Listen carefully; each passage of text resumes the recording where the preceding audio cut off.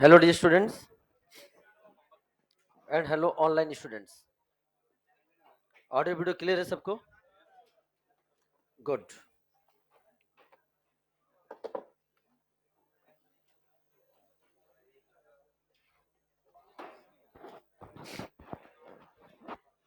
तो पिछले क्लास में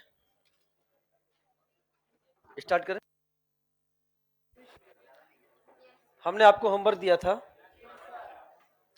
तो आप एक बार इसको चेक कर सकते हैं, इसका फोटो भी ले सकते हैं।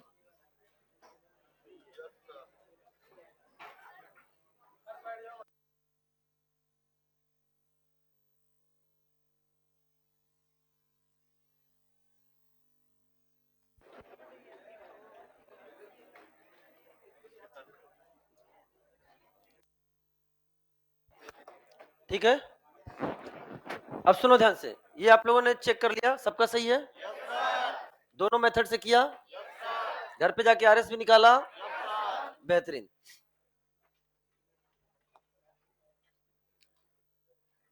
फिर अपने पिछले क्लास में क्वेश्चन करा दी थी, क्वेश्चन आपको समझ में आ गया होगा अच्छे से, बोलो है ना? Can exist in meso form पूछा है तो हमें पहले ये भी चेक कर लेना होगा क्वालिटी सेंटर है या नहीं है, ठीक है ना? और हमने इस क्वेश्चन का जवाब दिया था और आंसर हमारा कौन सा गया था बताओ? Third is the answer. Done.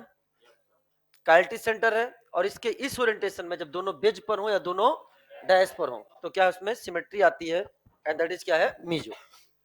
फिर हमने क्वेश्चन किया था महामीजो क्वेश्चन, महामीजो क्वेश्चन, जिसमें आपको समझ में आ गया होगा कि ये सारे के सारे हमने आपको मीजो दिखा दिए थे, पिछले क्लास में डिस्कस कर दिया था। एंड यहां पर आंसर क्या गया था बेटा बताओ? All are meso, all are meso. एक बच्चे ने डाउट पूछा है, उसने कहा है कि सर ये क्वालिटी सेंटर है, ये क्वालिटी सेंटर है, और आपने बोला ये भी क्वालिटी सेंटर है, तो यहाँ का आरएस क्या होगा? यहाँ का आरएस क्या होगा? तो सुनो, पहले मेरी बात ध्यान सुनो, आपको खुद में सॉल्व करने के लिए दे रहा हूं, बस थोड़ा सा मैं आपको क्लू दे दूंगा। एक्चुअली सिलेबस में नहीं है इतना, लेकिन अब इन्होंने पूछ लिया तो मैं आपको बताना जा रहा हूं एक जगह ध्यान सुनिएगा, मैं ही पहले बताता था, इस बार नहीं बताया। दैट इज सेट लो, सेट लो, ये ट्रिक है, खुद से बनाया हुआ है। इजेड में पहले मैं इसको बताता था, इस बार नहीं बताया, लेकिन अब तुमने पूछ लिया क्वेश्चन तो मैं बता रहा हूं। सेट लो, इसका मतलब क्या है? लो प्रायोरिटी सेट करनी है। क्या? लो प्रायोरिटी को सेट करना है। एस का मतलब है, एस का मतलब है प्यारे बच्चों ध्यान समझना, कि एस की प्रायोरिटी क्या होगी? लो, तो किसकी प्रायोरिटी ज्यादा हो जाएगी? आर की। ई का मतलब क्या हो गया बेटा? ई की प्रायोरिटी कम होगी तो जेड की क्या हो जाएगी? ज्यादा की। समझ में आया बेटा? मतलब अगर एस और आर में आपको प्रायोरिटी डिसाइड करना है तो प्रायोरिटी ज्यादा किसकी होगी? आर की। और ई और जेड में जेड की। कई जगह सिस और ट्रांस में ट्रांस की लो प्रायोरिटी बोल दी जाती है, लेकिन हम इसलिए नहीं बोल रहे क्योंकि ई और जेड और सिस, ई जेड और सिस ट्रांस का एकदम कंफर्म हमने आपको क्लास में करवाया है, रिलेशन नहीं होता। तो यानी एक चीज मैंने आपको एक्स्ट्रा बता दी। अब आप यहां का आरएस निकाल लेना, यहां का आरएस निकाल लेना, निकाल लिया होगा पक्का? एक आर आया होगा एक। अब आपको इसका आरएस निकालना है, बीच वाले का, बोलो। तो आपने एक नंबर किसको दे दिया? बी आर को, बोलो। अब दोनों क्या है? स्टीरियो आइसोमेरिक ग्रुप है। तो अब आपको क्या करना है? प्रायोरिटी ज्यादा किसकी सेट करनी है? आर की प्रायोरिटी ज्यादा और एस की प्रायोरिटी कम। हो गया ना आंसर? चलो, अच्छा क्वेश्चन पूछा आपने। आई साहब, अब ये चीजें हमने आपको पहले बताई है, ट्विस्टेड बोर्ड फॉर्म याद करो। Twisted board form of cyclohexane, उससे मैंने आपको बोला था क्या होता है? कायरल। क्या होता है? कायरल। उसी के साथ साथ बेटा ट्रांस साइक्लोऑक्टीन जो होता है, क्या बेटा? ट्रांस साइक्लोऑक्टीन, बनवाया था क्लास में मैंने, सिस और ट्रांस। तो ये दोनों ही मॉलिक्यूल कैसे है बेटा, कायरल है।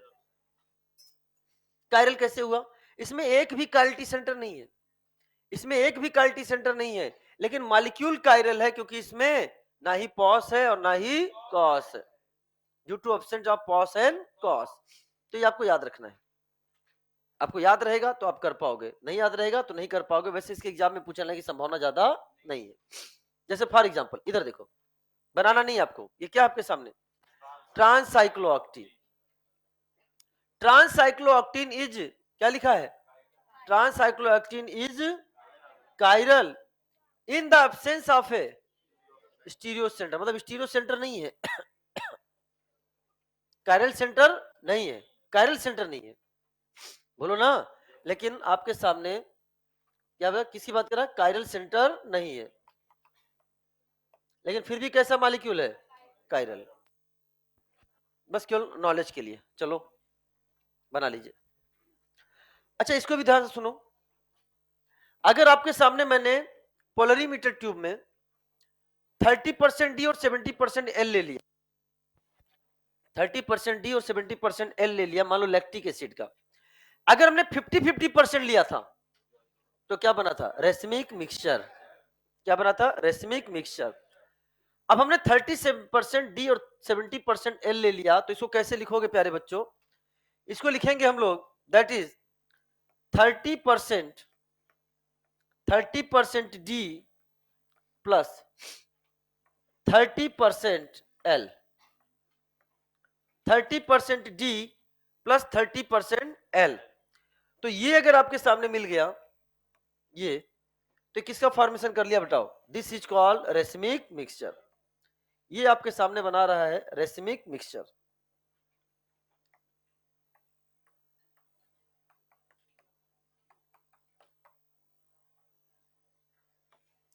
ये बना रहा है रेसमिक मिक्सचर, लेकिन क्या इसके साथ 30% एल गया, कितने परसेंट एल बचा है, 40% एल अलग रह गया कि नहीं आया। अब मैं आपसे ये क्वेश्चन पूछ रहा हूं कि एक मिक्सचर है जिसमें 30% डी एंड 17% एल है, 70% एल है, बताओ नेट रोटेशन ऑफ पीपीएल कैसा होगा, या मिक्सचर कैसा होगा नेट रोटेशन, तो तब क्या होगा, due to this, due to this, बताओ नेट रोटेशन ऑफ पीपीएल कैसा होगा, नेट रोटेशन ऑफ पीपीएल क्या लिख दूं, एंटी क्लॉकवाइज, या इसके लिए लिख दिया था काउंटर क्लॉकवाइज।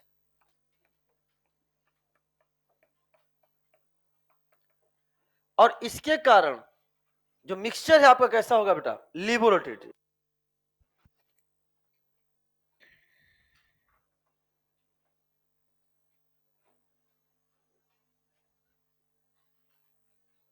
लिबोरोटेटरी लिख लो,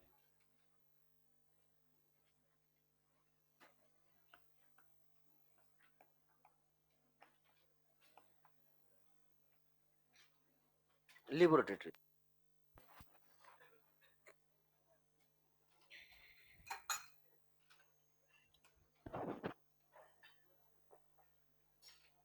पूछो मुझसे, पूछो क्या डाउट है, आपको डाउट, क्या डाउट है। अरे बेटा एक ही मॉलिक्यूल का 30% ही 30% एल क्या कर लेंगे, न्यूट्रल कर देंगे एक्सटर्नल कंपनसेशन से। ये क्या हो गया, न्यूट्रलाइज हो गए, मतलब रेसिम मिक्सचर बना लिया। बच कितना गया अब इसमें से, तो जो आप पूछो मिक्सचर का नेट रोटेशन क्या होगा, तो ड्यू टू एक्सेस में आया ना 40% एल, इसी कारण मिक्सचर कैसा होगा, लिबोरोटेटरी। डन।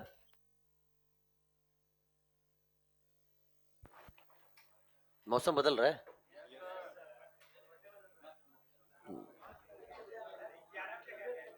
क्या, हाँ जब तुम्हें क्लास थी ना रात में 11 बजे तक यहाँ।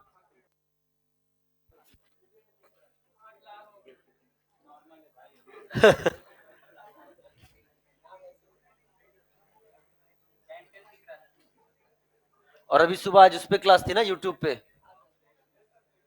तो अभी यूट्यूब पे क्लास लेके आ रहे हैं। चलो आ जाओ। इसके लिए करना पड़ता है।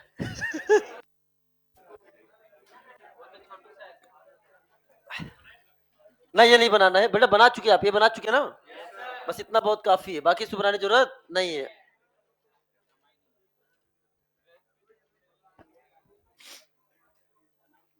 हेडिंग डालिए। बेटा ज्यादा डिटेल में नहीं जाएंगे, फिर भी डिटेल ही है एक तरह से, ठीक है ना। तो आपके सामने है टॉपिक रैपिड अम्ब्रेला इन्वर्जन या एमाइन इन्वर्जन या अमाइन फ्लिपिंग या पिरामिडल इन्वर्जन या नाइट्रोजन इन्वर्जन के नाम से इसको जाना जाता है, बहुत सारे नाम से जाना जाता है। हम RUI रुई भी बोल देंगे। अब सुना ध्यान से बेटा, स्टार्टिंग ही हम क्वेश्चन से कर रहे हैं। क्वेश्चन क्या कह रहा है कि both have one chirality centre. बताओ, ये अलग ये अलग ये अलग, और क्या है, लोन पेयर है। चारों ग्रुप अलग हो गए कि नहीं हो गए? कायरलिटी सेंटर है, both have one chirality centre, act optically inactive. फिर भी क्या है, ऑप्टिकली इनएक्टिव। व्हाई? तो आंसर क्या है, रुई। मतलब रैपिड अम्ब्रेला इन्वर्जन या बोल दिया अमाइन इन्वर्जन। अब हम एक्सप्लेन करेंगे आखिर ये है क्या। अब सुनो ध्यान से, होता क्या है, प्लीज लिसन केयरफुल्ली। पहले तो क्वेश्चन आया, क्वेश्चन पूछ सकता है आपसे पास कि एक कायरलिटी सेंटर है, फिर भी कैसा है, ऑप्टिकली इनएक्टिव। तो इसमें क्या पाता है, अमाइन इन्वर्जन या पिरामिडल इन्वर्जन के नाम से भी इसको जानते हैं। इसको हम लोग पिरामिडल इन्वर्जन भी बोल देते हैं, पिरामिडल और नाइट्रोजन इन्वर्जन। अलग अलग किताबों की अलग अलग लैंग्वेज। अब सुने ध्यान से, ये आपके सामने मॉलिक्यूल है, बहुत ध्यान समझना। मैं पूछना चाहता हूं कि इसका हाइब्रिडाइजेशन क्या है अभी, बताओ बेटा। sp3 है, sp3 है, sp3 with one lone pair. Molecule कैसा है, पिरामिडल। बोलो ना, बहुत ध्यान समझना। लेकिन होता क्या है, ये रूम टेम्परेचर पर इस पे इन्वर्जन हो जाता है। रूम टेम्परेचर पे इन्वर्जन हो जाता है। यहां का भी हाइब्रिडेशन क्या है बेटा, बोलो, sp3। लेकिन यहां पर एक बनता है ट्रांजिशन स्टेट। क्या बनता है बेटा, ट्रांजिशन स्टेट। ट्रांजिशन स्टेट बनता है TS, इंटरमीडिएट TS से शब्द आने वाले हैं। बताओ, इस TS में अगर आप ध्यान से देखते हो, क्या आपको, अच्छा ये अभी TS पे ना ध्यान दो, ये बताओ, ये मॉलिक्यूल इस मॉलिक्यूल का मिरर इमेज नजर आ रहा है क्या? एकदम मिरर इमेज नजर आ रहा है। एंड प्यारे बच्चों, इस TS में नाइट्रोजन का हाइब्रिडाइजेशन क्या हो जाता है, बताओ। क्या जाता है, sp2। क्या जाता है, sp2। ये आपके सामने माना, मान लो ऐसे है, समझ में आया बेटा? तो इधर क्या ऐसे हो गया कि नहीं हो गया? लेकिन इसको ऐसे होने में क्या बीच में एक बार ऐसे हुआ होगा कि नहीं होगा? अम्ब्रेला जानते हो, अम्ब्रेला? अम्ब्रेला जब हवा का झोंका चलता है तो अम्ब्रेला उलट जाता है। अम्ब्रेला या तो आपको ऐसे नजर आता है या तो ऐसे नजर आता है, लेकिन ऐसे डायरेक्ट ऐसे नहीं हुआ होगा। अब इसको स्लो वर्जन में देखो, पहले क्या हुआ होगा, हवा, एक ऐसा स्टेट आया होगा कि नहीं होगा? ये कैसा स्टेट है, प्लेनर। कैसा हो गया, प्लेनर, मतलब sp2, मतलब sp2। ऐसी हम चर्चा SN2 पढ़ाते समय भी आपसे करेंगे। क्या पढ़ाते समय, SN2 के समय भी हम आपसे ऐसी चर्चा करेंगे। तो ये ऐसा कंडीशन होता है कि ये ऐसा हुआ और फिर ऐसा हो गया, इसे बोलते हैं इन्वर्जन। क्या बोलते हैं? और यही इन्वर्जन अगर रैपिड हो जाए तो क्या बोलेंगे, रैपिड अम्ब्रेला इन्वर्जन। क्या बोलेंगे, रैपिड अम्ब्रेला इन्वर्जन। सुनो ध्यान से मेरी बात। तो यानी कि sp3 फिर sp3 में गया, लेकिन बीच में कैसा हो गया, sp2 नाइट्रोजन। इस पर आपको ज्यादा ध्यान नहीं देना है। इस इंटर कन्वर्जन के लिए हमको 6 किलो कैलोरी पर मोल, 6 किलो कैलोरी पर मोल की एनर्जी रिक्वायर्ड होती है, जो रूम टेम्परेचर पर अवेलेबल हो जाती है, एक दूसरे में बहुत तेज। बताओ ध्यान से, अभी आपको ये दिख रहा है, अभी आपको ये दिख रहा है, आपको कोई दिख रहा है क्या? नहीं दिख रहा है, बोलो ना। इस फॉर्म को इस फॉर्म से, इस फॉर्म को इस फॉर्म से क्या तुम रिजॉल्व कर सकते हो? रिजॉल्वेबल कि नॉन रिजॉल्वेबल? नॉन रिजॉल्वेबल। कंफर्मेशन में भी हमने पढ़ा था रूम टेम्परेचर से, बोलो ना, क्या वो रिजॉल्वेबल थे कि नॉन रिजॉल्वेबल? नॉन रिजॉल्वेबल। तो कहीं ना कहीं ये कंफर्मेशन जैसे फिनोमेना नहीं शो कर रहे हैं क्या? तो बेटा ये कंफर्मेशनल भी होते हैं। क्या होते हैं? कंफर्मेशनल। मैंने बोला था कंफर्मेशन की एक कंडीशन मैंने आपको बताई है, और भी कंडीशंस होती है, ये भी क्या है? कंफर्मेशन। अब सुनो ध्यान से। लेकिन अगर मैं आपसे बोलूं कि ये देखो, अब मैं ऐसे दिखा रहा हूं, ये रैपिड इन्वर्जन हो रहा है। अब बताओ ईमानदारी से बताना, दोनों की पाए जाने की प्रोबेबिलिटी कितनी है? तो के इक्विलिब्रियम कितना हो गया? 1। के इक्विलिब्रियम कितना हो गया? 1। क्या मेरी बात समझ आ गई कि नहीं आ गई? अरे बोलो ना, के इक्विलिब्रियम हो गया 1। माना, लेट सपोज ये स्मॉल डी है, तो ये क्या होगा? क्या उसकी मिरर इमेज है कि नहीं? सपोज ये स्मॉल डी है तो ये क्या होगा? Small L. तो 50% डी और 50% एल मिलकर क्या बना लिए? रेसिमिक मिक्सचर बना लेते हैं। इसीलिए क्या होते हैं? ऑप्टिकली इनएक्टिव होते हैं। इसलिए क्या होते हैं? Optically inactive. क्या लिखा है कि नहीं बेटा? बोलो, रिजॉल्वेबल कि non resolvable? Can not be separated, can not be separated. क्या मेरी बात क्लियर हो गई कि नहीं होगी? अब सुनो मेरी बात ध्यान से। यानी इसमें दो चीज आ गया। पहला चीज आ गया, नॉन रिजॉल्वेबल है, इसलिए हमने बोल दिया कंफर्मेशनल। क्या हो गया? बोलो ना, रूम टेम्परेचर पे। याद करो, एल्केन में, इथेन के लिए कितनी एनर्जी की जरूरत होती थी? 12.5 क्या किलो जूल पर मोल, और यहां होता है 25 किलो जूल पर मोल। मैंने कैलोरी में लिखा है, अगर लिखो तो क्या आएगा? लगभग 25 किलो जूल पर मोल। जस्ट उसका डबल है कि नहीं बेटा? 25 किलो जूल पर मोल। लेकिन फिर भी ये रूम टेम्परेचर पर अवेलेबल हो जाता है। क्या मेरी बात क्लियर हो गई कि नहीं हो गई? अब सुनो ध्यान से। तो कंफर्मेशनल की भी प्रॉपर्टी शो कर रहे हैं, और रेसिमिक मिक्सचर मतलब इनैंशियोमेरिक पेयर, इनैंशियोमेरिक पेयर। अरे बोलो ना, तो इसमें कंफर्मेशनल भी बन रहा है और इनैंशियोमर। समझ में आया? इसीलिए इनको कहा जाता है दीज आर कंफर्मेशनल इनैंशियोमर, कंफर्मेशनल इनैंशियोमर। और इसको हम लोग एक और नाम से जानते हैं, कॉल्ड इन्वर्टोमर। अब कंडीशन फॉर रूई क्या है? कंडीशन फॉर रूई क्या है? Number 1, second period element. क्या बोला? With open chain structure with lone pair और नेगेटिव चार्ज। सेकेंड पीरियड का होना चाहिए, ओपन स्ट्रक्चर होना चाहिए, और उस पर लोन पेयर या नेगेटिव चार्ज होना चाहिए। लोन पेयर नेगेटिव चार्ज होना चाहिए। क्या मेरी बात क्लियर हो गई? अब सर सेकेंड पीरियड का ही क्यों होना चाहिए? तो सुनो, सेकेंड पीरियड के एलिमेंट को लिए जो इन्वर्जन के लिए एनर्जी की रिक्वायरमेंट होती है, वो रूम टेम्परेचर पर अवेलेबल हो जाती है। लेकिन थर्ड पीरियड के लिए वो अवेलेबल नहीं हो पाती है, ज्यादा एनर्जी की रिक्वायरमेंट होती है। समझ में आया बेटा? इसलिए केवल कौन शो करेंगे? Second period. दूसरा है कैसा? Open chain. अरे गजब इंसान हो। मान लो ओपन चेन का मतलब क्या है? मेरे हाथ क्या है? खुले हुए हैं। अरे बोलो, मैं उड़ नहीं रहा हूं, ध्यान सुनना ना, मैं फास्ट कर लूंगा अभी नहीं, मैं एक बार उड़ गया था। ठीक है ना? हाँ, नहीं फास्ट नहीं, मैं तब से कंट्रोल करने लग गया। अब सुना, जैसे फॉर एग्जांपल ये देखो, क्या है? इन्वर्जन हो रहा है कि नहीं हो रहा है? देखो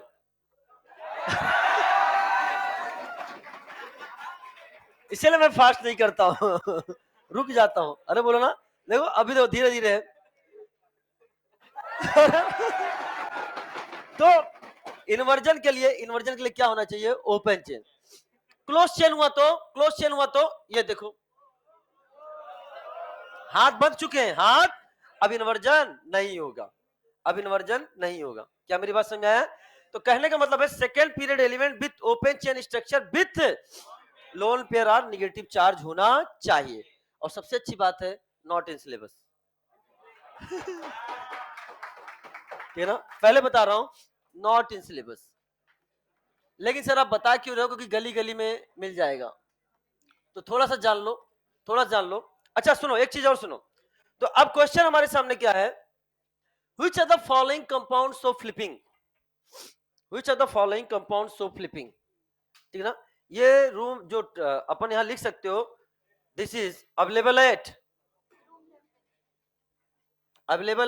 रूम टेम्परेचर।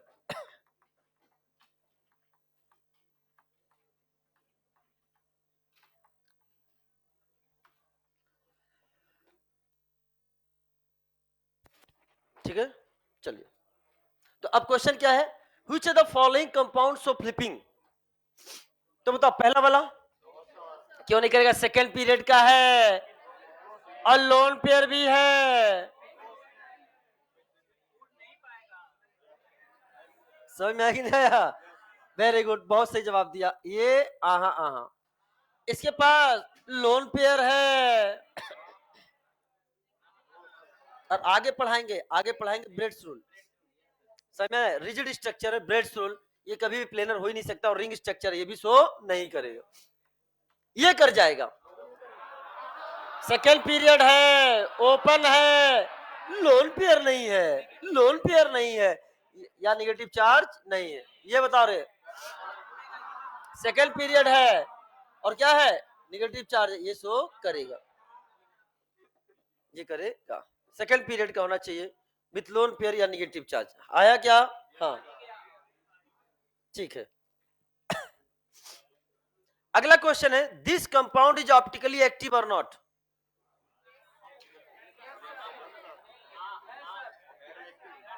कैसे कैसे बताओ बेटा, किस पीरियड का है? Very good. क्या इसमें रैपिड अम्ब्रेला इन्वर्जन है कि नहीं है बेटा, ये थर्ड पीरियड का है और हमें क्या चाहिए, सेकंड पीरियड। तो हमने कुछ बोला आपको गलत सर? तुम तो सुना ही नहीं आपको। अरे है ना, तो क्या मैंने कुछ बोला ही नहीं आपको? तो कैसा थर्ड पीरियड का है, बोलो ना। तो इसमें रुई होगा कि तो ऑप्टिकली, तो ये दिस इज ऑप्टिकली एक्टिव। अच्छा एक बात सुनो, एक क्वेश्चन का जवाब दो। मतलब हम बोल सकते हैं कि अगर रुई नहीं होगा तो क्या होगा, ऑप्टिकली? ऐसा नहीं है। पहले आपने देखा, पहले सेंटर कैसा देखा आपने, कायरल सेंटर, अलग अलग अलग और अलग। समझ में आया कि नहीं आया बेटा? अरे बोलो, रुई तो इसमें भी नहीं है, कहा ऑप्टिकली एक्टिव है? अरे बोलो ऑप्टिकली एक्टिव है क्या है, इसमें क्या है, पॉज। अरे बोलो ना, क्या मेरी बात समझ में आ गई कि नहीं आ गई है? तो क्या होना चाहिए, पहले वो कायरलिटी सेंटर होना चाहिए, आफ्टर दैट अगर उसमें रुई नहीं है तभी क्या होगा, ऑप्टिकली एक्टिव। बोलो ना। अच्छा बताओ, ये मॉलिक्यूल ऑप्टिकली एक्टिव है कि इनएक्टिव है?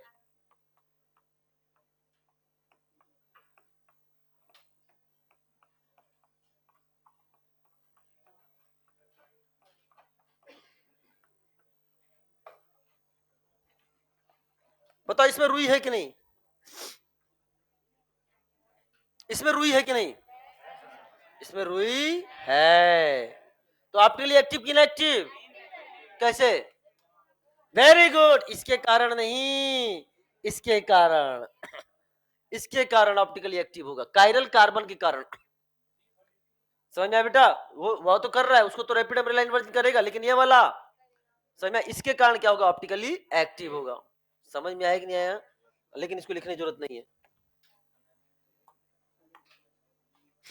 चलो, तो ये कंप्लीट हुआ।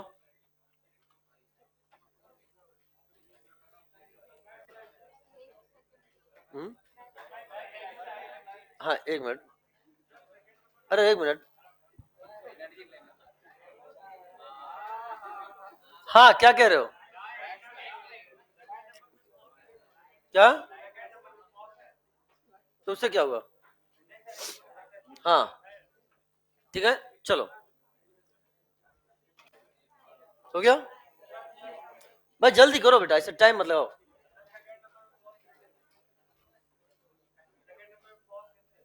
मिलना बताएंगे, नहीं मिलना बताएंगे।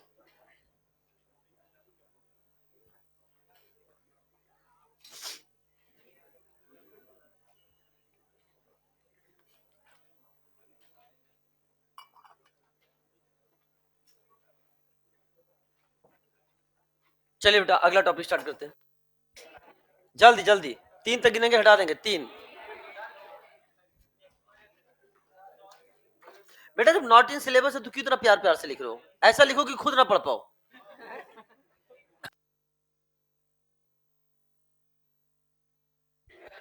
क्या हो गया, क्या हो गया? लोन पेयर नहीं है? हाँ ये ऑप्टिकली एक्टिव है। लो, इस बच्चे ने पूछा, ये जो मॉलिक्यूल है चारों अलग अलग है कि नहीं, ये ऑप्टिकली एक्टिव है, ठीक है ना। लो आप खुश रहो भाई,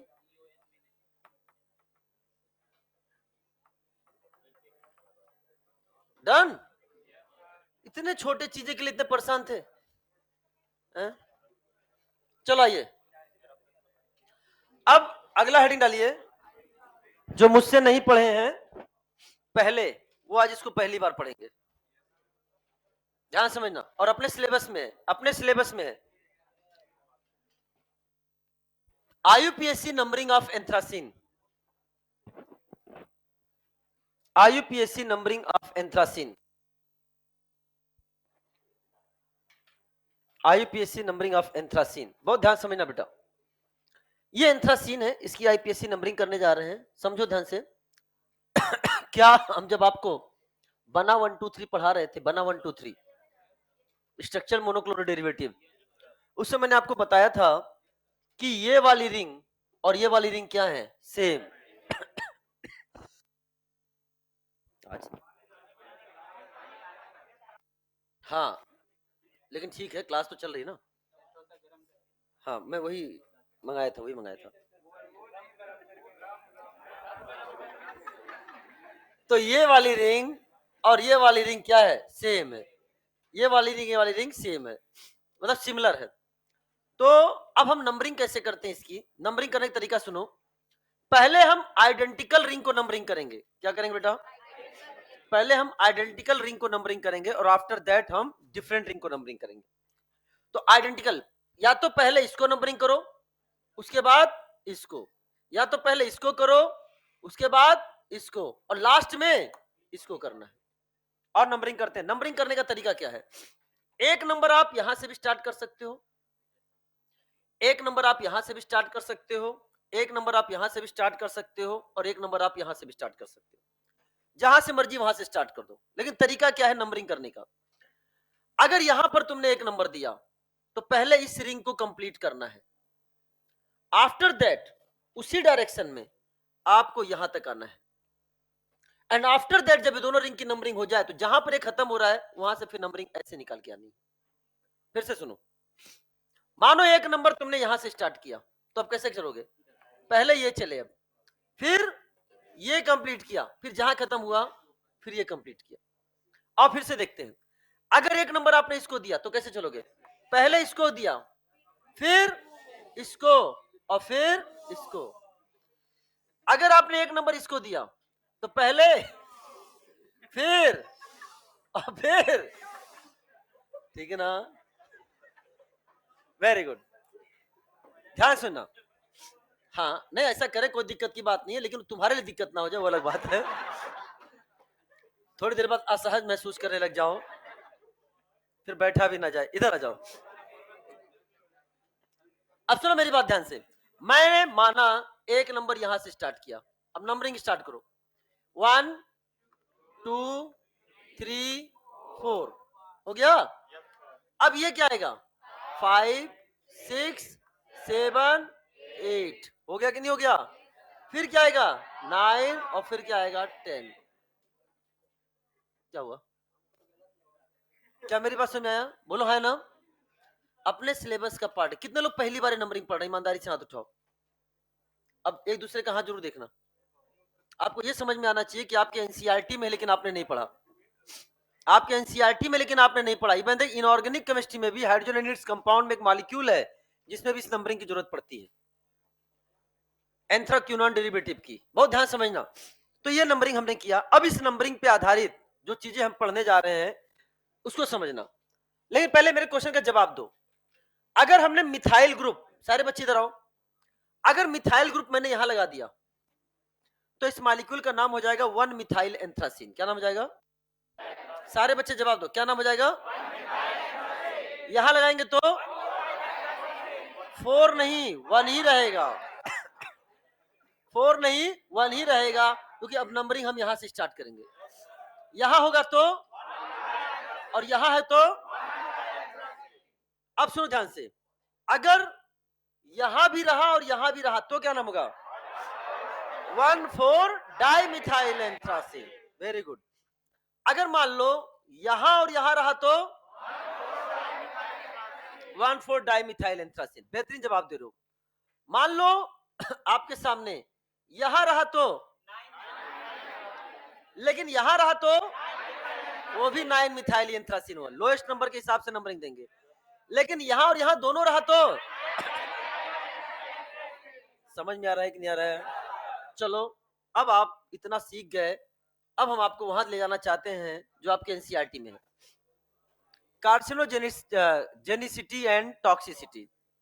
कार्सिनोजेनिसिटी एंड टॉक्सिसिटी पुराने एनसीईआरटी का 13.6 एंड नए एनसीईआरटी का 9.6। बहुत ध्यान समझना बेटा, बहुत ध्यान समझना। तो ये पेज नंबर दिया है, old NCERT 403 and new NCERT 325। मुझे लगता है कि ये जल्दी ही आएगा एग्जाम में, जल्दी ही आएगा, मुझे ऐसा फील हो रहा है। ध्यान समझना, और मैं इसको पढ़ा रहा हूं। पहले तो मतलब चलो ठीक है, बात बताते हैं, पहले सुनो ध्यान से। Benzene and polynuclear hydrocarbon containing more than 2 benzene ring.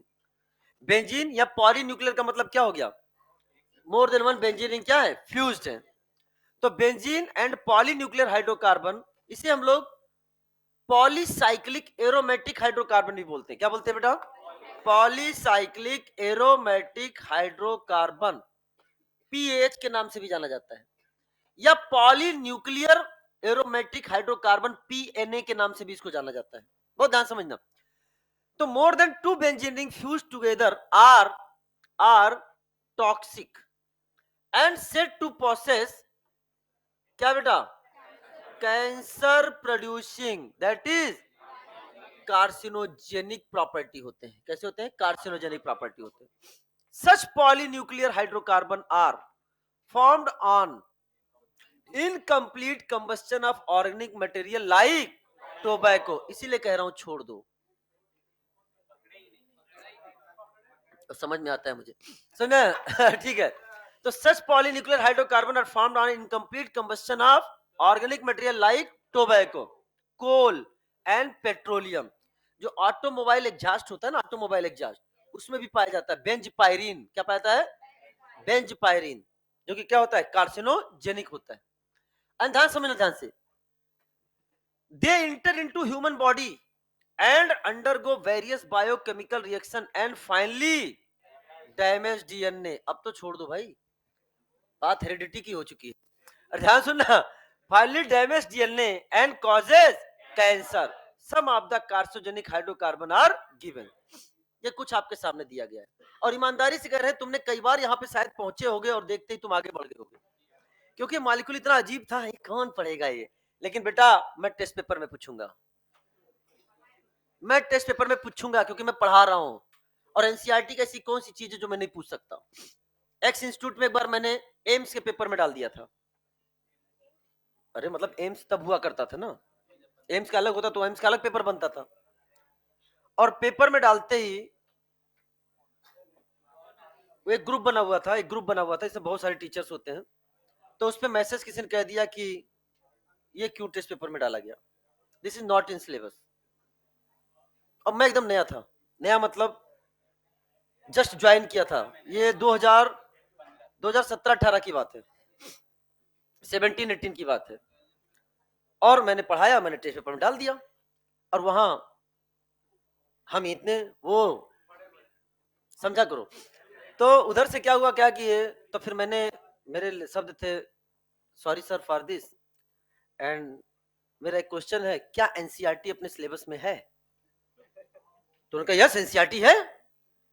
तुमने कहा सर ये एनसीईआरटी से है।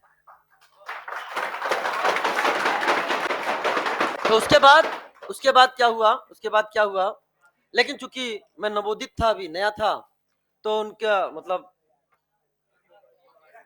रिस्पेक्ट के कारण मैंने इस क्वेश्चन को हटा दिया, दूसरी तरह से पूछ लिया। लेकिन हाँ, बच्चों को भाई मैंने क्लास में तो पढ़ा ही था। हाँ, उसके बाद जैसे एक साल निकला, वहां के मॉड्यूल में ये टॉपिक ऐड किया गया तब, ठीक है ना, वहां मॉड्यूल में, और वहां के रेस में मेरा बहुत ज्यादा कंट्रीब्यूशन है। और किसी ने रेस देखा है? उस रेस का मॉडिफिकेशन प्लस उस रेस का ईच एंड एवरी क्वेश्चन का सोल्यूशन मैंने बनाया है। ठीक है ना? नहीं, ठीक है, ठीक है, ठीक है, कंट्रोल कंट्रोल। तो अब सुनो ध्यान से। अब अगर हम आपसे बात करने जा रहे हैं, इधर देखो। जैसे फॉर एग्जांपल, अभी तक आपको ये टफ लगता था, अब पूरी कोशिश है कि आपको आसान लगे। इधर देखो बेटा, अगर मैं आपसे कहूं तो ये नंबर कौन सा होगा? 1 और ये क्या होगा? 2। नाम बताओ क्या है? एंथ्रासीन के 1 2 पर बेंजीन को फ्यूज किया गया है कि नहीं? नाम क्या हो गया? 1 2 बेंज एंथ्रासीन। अब आसान हो गया कि नहीं हो गया? और सुनो मेरी बात ध्यान से, इसको देखो ध्यान से। अगर इसको मैंने बोला 1 तो ये क्या होगा? ये ये ये 5 तो ये ये नाम बताओ क्या है? 1 2 5 6 डाई बेंज एंथ्रासिन। बताओ अगर नंबरिंग में नहीं बताता तो तुम्हें समझ पाते क्या? नंबरिंग इसको भी देते हैं, जहां मैंने छोड़ रखा यहां भी नंबरिंग देते हैं, लेकिन वो आपके सिलेबस का पार्ट नहीं है। वो ए और बी के टर्म में नंबरिंग देते हैं, वो आपके सिलेबस का पार्ट नहीं है। हमने बीटेक करा है, वहां हमने बहुत सारे इस तरह के रिंग की नंबरिंग पढ़ी है, सिलेबस में था। लेकिन वो जान आपको वही नहीं बता रहा हूं, क्यों? क्योंकि वहां हाइड्रोजन ही नहीं है, तो वहां कोई सब्सिट्यूएंट आप दूसरा नहीं लगा पाओगे। लेकिन फिर भी वहां की नंबरिंग दी जाती है और बहुत सारे मॉलिक्यूल का नाम लिखा जाता है, वो आपको जानना नहीं है, आउट ऑफ सिलेबस हो जाएगा। इसको बताओ बेटा, इसको नंबर, इसको ये ये ये ये ये ये ये और ये नाम पढ़ लो अपने आप। क्या लिखा है? 9 10 डाई मिथाइल 1 2 बेंज एंथ्रासीन। आ गया कि नहीं आ गया बेटा? एनसीईआरटी है, आउट ऑफ सिलेबस नहीं है। अब मैं एनसीईआरटी पढ़ा के आउट ऑफ सिलेबस कैसे हो सकता हूं? मैं इसलिए बदनाम हूं क्योंकि मैं एनसीईआरटी की हर एक लाइन एक्सप्लेन करता हूं क्लास में। अब जो यहां एक्सप्लेन कर रहा हूं समय लग रहा है, आपने नहीं पढ़ा इससे पहले तो हम 10 मिनट बचा लेते कि नहीं बचा लेते? हम भी हटा लेते। समझा करो। अब सुनना, हर अपनी अलग अलग रिंग की अपनी अलग अलग नंबरिंग होती है। तो ये हमने आपको एंथ्रासीन की नंबरिंग बताई। एक रिंग है, इसे बोलते हैं कोलेंथ्रीन। इस रिंग को क्या बोला जाता है? This ring is called cholanthrene. Cholanthrene, लेकिन कोलेंथ्रीन का मॉडिफिकेशन आपके एनसीईआरटी में नहीं, मात्र एक एग्जांपल है। तो इसको बस याद रखना कि इस मॉलिक्यूल क्या बोलते हैं? 3 मिथाइल कोलेंथ्रीन। और ये जो रिंग आपके सामने है, ये ring, this ring is called benzpyrene. क्या कहलाता है? बेंजपायरीन। और बेंजपायरीन में नंबरिंग करोगे तो ये 1 ये 2 है, तो नाम क्या हो जाएगा? 1 2 बेंजपायरीन। तो दो नाम हम ऐसे हैं जो आपको बता रहे हैं, इनकी भी नंबरिंग हम बता सकते हैं। मैंने जब एसआरजी में पढ़ाया था बच्चों को, जिसमें शोएब आफ्ताब की रैंक आई थी IR1, उस वाले बैच में मैंने सबकी नंबरिंग, इसकी भी बताई थी, इसकी भी बताई थी, सबकी नंबरिंग बताई थी, लेकिन मैं अभी नहीं बता रहा हूँ। ठीक है ना, समय की नजाकत को समझते हुए। तो याद रखना, ये एंथ्रासीन आसान था, बता दिया आपको। हाइड्रोजन कंपाउंड में भी जाओगे तो वहां एंथ्रोक्विनोन डेरिवेटिव आएगा, वहां पे भी आपको हेल्प मिलेगी। एंड ये याद रखना, ये है 1 2 बेंजपायरीन, ये है 3 मिथाइल कोलेंथ्रीन। मैं अगर टेस्ट में पूछूंगा तो क्या पूछ सकता हूं? ये तीन जो मैंने समझाए हैं लॉजिकल, इनका नाम पूछ सकता हूं। मैच ऑफ द फॉलोइंग पूछ सकता हूं, या नाम गलत रख के बोल सकता हूं कौन सा नाम गलत है। लेकिन नाम 1 2 3 4 5 पांचों पूछ सकता हूं, लिख के पांचों पूछ सकता हूं कि कौन सा कैंसर प्रोड्यूसिंग है, कौन कार्सिनोजेनिक है। तो ये तो तुमने जान ही लिया है। बस ये दो नाम और याद रख लेना। क्या? ये ऑटोमोबाइल एग्जॉस्ट से निकलता है, 1 2 बेंजपायरीन या 3 4 बेंजपायरीन के नाम से दूसरे मॉलिक्यूल होते हैं। और दूसरा क्या हो गया? 3 मिथाइल कोलेंथ्रीन। ये आपकी कॉपी में एनसीईआरटी से जाकर लिखना है। पेज नंबर हमने दे दिया है, देखो मैं पूरा एक एक लाइन इसका छापना है अपने आप कॉपी में। आपको एक बार लिखोगे तो दिमाग में जाएगा। और मैं टेस्ट में पूछूंगा, मैंने अमाइनो एसिड विटामिन बोला था, मैंने पूछा, ये भी पूछूंगा मैं। और मैं तो चाहता हूं, मैं उस दिन का इंतजार कर रहा हूं जब ये, अभी बहुत लोग नहीं पढ़ाते हैं इसको, तब लोग पढ़ाएंगे। मैं चाहता हूं यह है, ठीक है ना?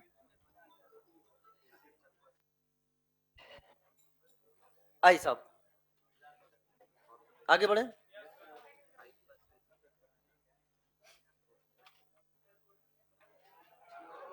फोटो ले लो, फोटो ले लो।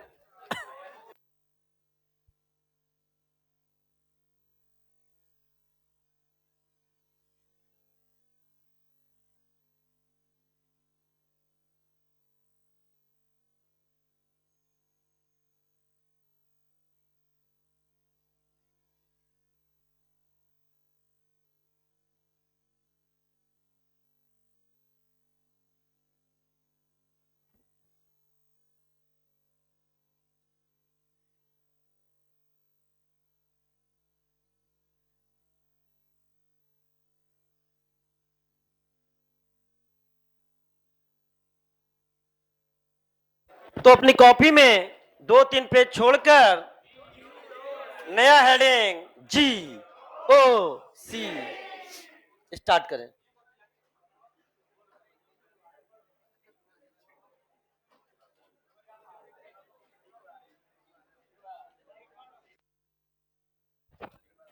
अब बहुत ध्यान समझना, एक मैं यहां पर इंपॉर्टेंट इंफॉर्मेशन भी देना चाह रहा हूं। कई सारे बच्चे नए इस बैच में ऑनलाइन जुड़े हैं जिनका मुझे मैसेज आया है, कई बच्चे ऑफलाइन भी जुड़े हैं। तो मैं ये कहना चाह रहा हूं, जिनका पहला चीज छूट चुका है, जैसे या तो आईपीएससी कहीं छूट गया या तो आइसोमर छूट गया, तो आपको एक विंडो पीरियड मिलने जा रहा है। जब तक जीओसी चलेगा तब तक इसका आईयूपीएससी या आइसोमर से कोई कांटेक्ट नहीं रहेगा। आईयूपीएससी में थोड़ा बहुत आ सकता है, नाम में कैटायन का नाम क्या है, नायन का नाम क्या है, वहां थोड़ा बहुत आ सकता है। आइसोमर का कोई रोल नहीं रहेगा। तो आपका ये पहला ऐसा विंडो पीरियड है जिसमें जिस बच्चे का तैयार नहीं है या जो अच्छे से रिवीजन करना चाहता है, जब तक जीओसी चलेगा आप अच्छे से रिवाइज कर लेना। बिकॉज जिस दिन जीओसी कंप्लीट हो गई उसके बाद हम आ जाएंगे रिएक्शन वाले पार्ट में, और रिएक्शन वाले पार्ट में आईयूपीएससी, आइसोमर और जीओसी तीनों एक साथ एंट्री मारेंगे, एक साथ एंट्री मारेंगे। लगभग की बात करें तो जीओसी खत्म होने का नंबर ऑफ लेक्चर जो होगा अप्रोक्सीमेट 18 के आसपास, 18 के आसपास, ठीक है ना, बता रहा हूं 15 प्लस मानो, तुम 15 प्लस मानो, ठीक है ना। तो ये मान के चलो ये लेक्चर रहेगा, तो अपन इसकी बात करेंगे। 18 के आसपास बोल दिया, उसी के आसपास खत्म होगा। चलिए, तो पहले लिखिए ऑर्गेनिक रिएक्शन, 2-3 पेज छोड़कर हेडिंग डालेंगे, और एकदम मजेदार टॉपिक है, मजो आ जाओगे। हाँ लिखो, लिखो organic reaction, breaking of. Online बच्चों ऑडियो वीडियो क्लियर है? हाँ, कोई डाउट ना? और सुंदर सुंदर नोट्स बनाओ यार। जब मैं बहुत दिन से बोल रहा हूँ, आप में से कुछ बच्चे अभी भी कर सकते हैं क्लास के बाद भी, जिसने बहुत सुंदर नोट्स बनाए हैं, each and every point class की लिखी है, अभी 2 चैप्टर हो चुका है, वो क्लास के बाद मुझे अपने नोट्स दिखा देंगे। मैं इसलिए कह रहा हूँ ताकि मैं उनके नोट्स को जीरोक्स करके अपने पास रखूं, ठीक है ना। आ जाओ। हाँ, ऑर्गेनिक रिएक्शन लिखो, breaking of.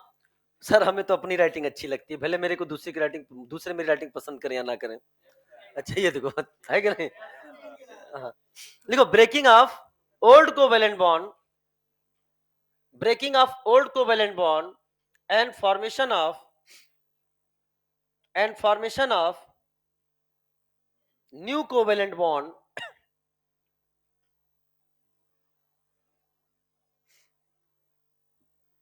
breaking of old covalent bond and formation of new covalent bond is called organic reaction, is called organic reaction, is called organic reaction. Next point, reaction mechanism, reaction mechanism heading, ये मैंने लिखवा दिया।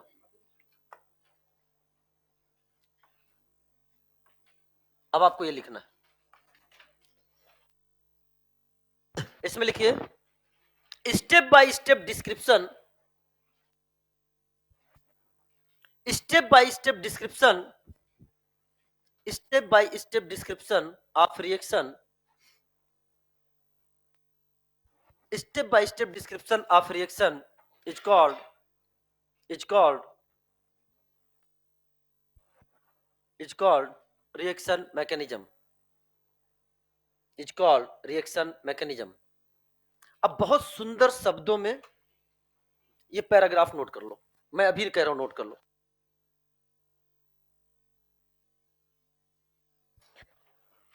Highlight करते हुए सुंदर शब्दों में, NCERT की लाइन है, एग्जाम में पूछ लेगा तो लाइन उठाएगा।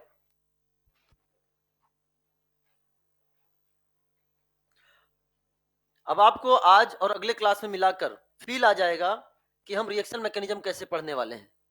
यहीं पर फील आ जाएगा आपको कि हम लोग रिएक्शन मैकेनिज्म रटने वाले नहीं है।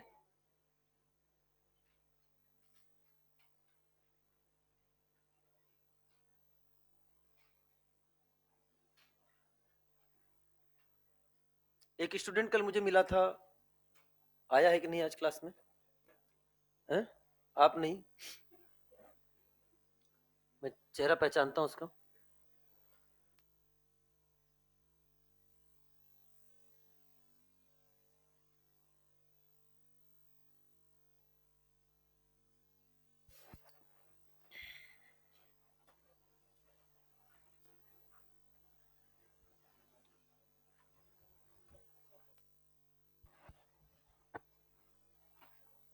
चलो बेटा ध्यान समझना, लिखो जल्दी लिखो।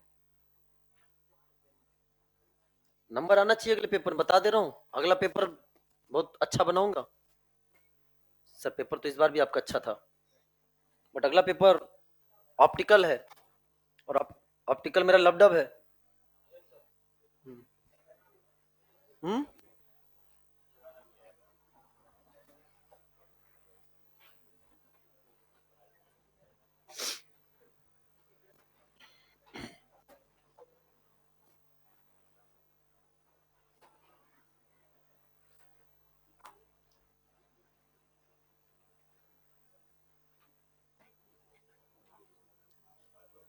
एकदम इस लाइन को लिख के बॉक्स में बंद कर देना। चलो तो सुनो बेटा, वापस आ जाओ, अभी तक बहुत समय दे दिया। Breaking of old covalent bond, जो ऑर्गेनिक केमिस्ट्री होता है वो डील करता है कोवेलेंट बॉन्ड से, किससे? आयनिक बॉन्ड से डील नहीं करता। Organic compound are covalent in nature. तो breaking of old covalent bond and formation of new covalent bond is called organic reaction. अब सुनो मेरी बात, breaking of old covalent bond and formation of new covalent bond, तो bond break होगा तो energy की requirement होगी। अरे बोलो ना, बॉन्ड ब्रेकिंग में एनर्जी कंज्यूम होता है एंड बॉन्ड फॉर्मेशन में एनर्जी रिलीज्ड होता है, यानी energetics involve in this process.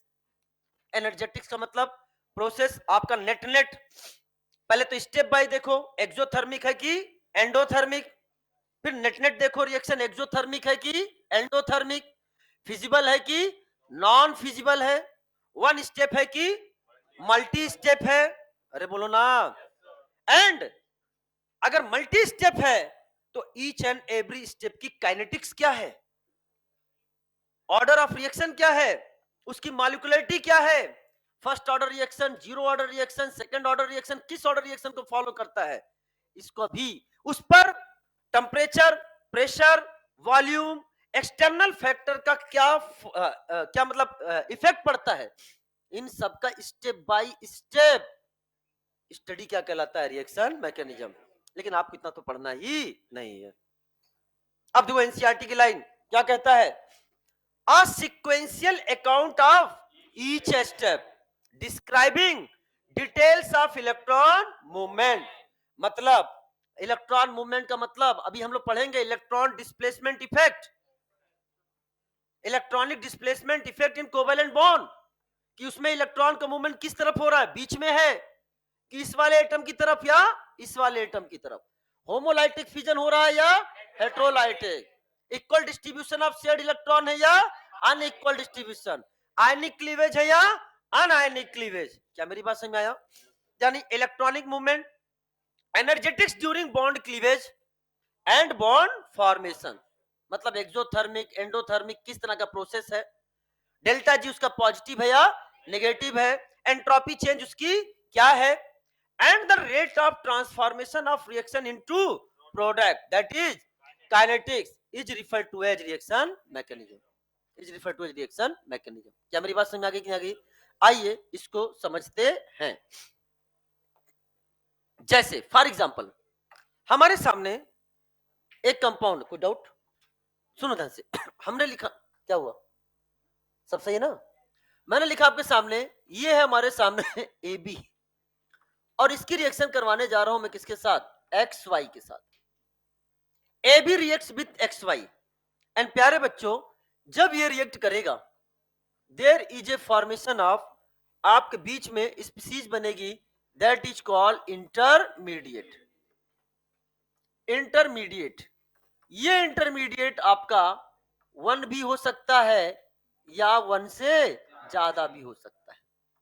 One और मोर, आप क्लास के बाद मिलना, इशू वन और मोर। अब ध्यान समझना, इसके बाद क्या हुआ, इसके बाद क्या हुआ, यहां से क्या हुआ प्यारे बच्चों, ये बॉन्ड क्या हो रहा है, ब्रेक हो रहा है, ये बॉन्ड क्या हो रहा है, ब्रेक हो रहा है, breaking of old covalent bond and formation of new covalent bond, there is a formation of, क्या बन गया, ए एक्स प्लस क्या हो गया, B Y, A X plus B Y.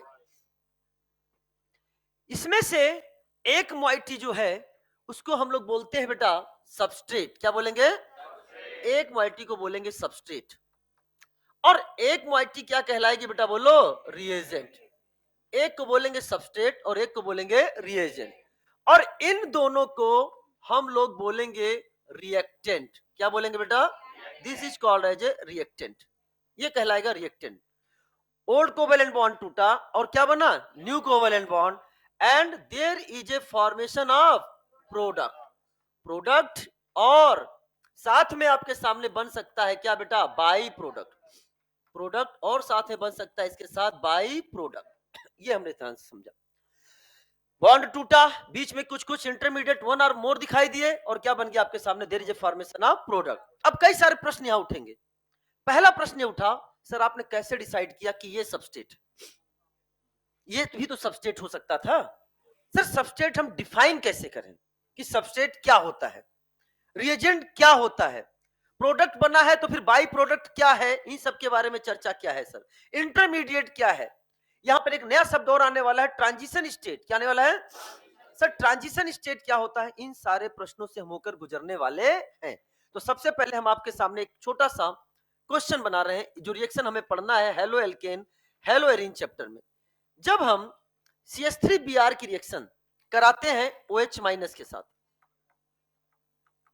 CH3Br की रिएक्शन कराते हैं OH माइनस के साथ, प्यारे बच्चों, जो मैं डायरेक्ट प्रोडक्ट लिख रहा हूं, यहां भी ट्रांजिशन स्टेट का फॉर्मेशन होता है, मैं डायरेक्ट प्रोडक्ट लिख रहा हूं, तो होता क्या है, there is a formation of, ये OH माइनस यहां करता है अटैक और ये बॉन्ड टूट जाता है खटैक, बहुत ध्यान समझना, and there is a formation of, जो आपके सामने प्रोडक्ट बना है, दैट इज, हम यहां लिखेंगे there is a formation of HO, यहां पर क्या हो गया बेटा, CH3, और बाहर कौन निकल गया बेटा, बोलो, बिहार।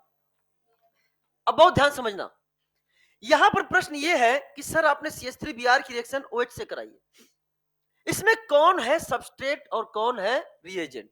तो सुनो प्यारे बच्चों, क्या आपका यहां there is a formation of product हुआ है कि नहीं, हम रिएक्टेंट के उस पार्ट को सबस्ट्रेट बोलेंगे जो प्रोडक्ट में कार्बन सप्लाई करता है, क्या बोला, हम रिएक्टेंट के, ये रिएक्टेंट है, हम रिएक्टेंट के उस पार्ट को सबस्ट्रेट कहेंगे जो प्रोडक्ट में कार्बन सप्लाई करता है।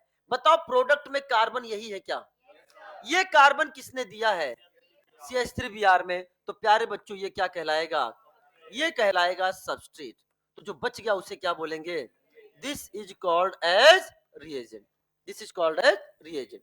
आओ मेरी बात ध्यान से समझना, जैसे मैंने लिखा तब तक एक बच्चे ने बोला हे मास्टर, बहुत ध्यान समझना, कह रहा हे मास्टर, अरमान ने बोला हमारे अरमान है सर कुछ, प्लीज आप बोर्ड पर लिख दीजिए।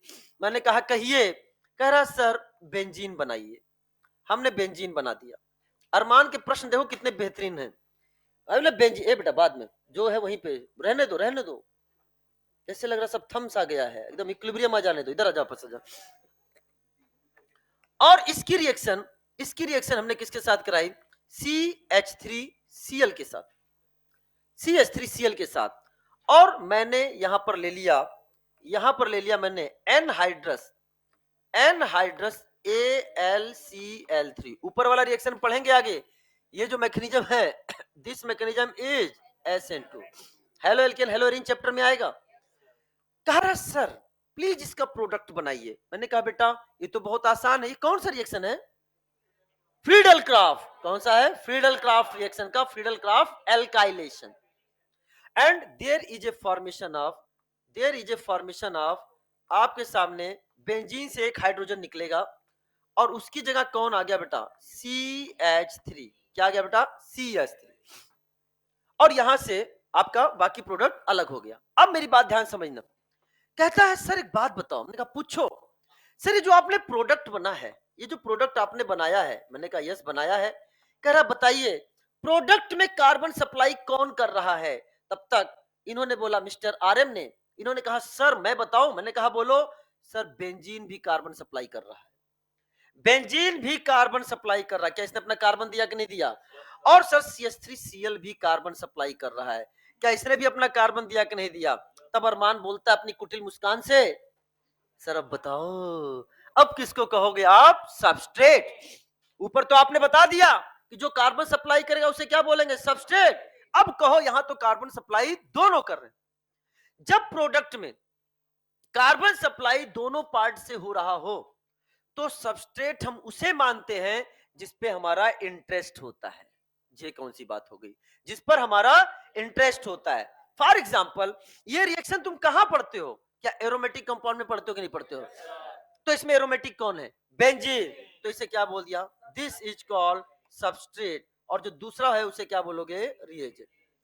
अगर हमारा फोकस इस पे होता तो हम इसको क्या बोल देते सबस्ट्रेट। तो दूसरा क्या हो जाता है रिएजेंट।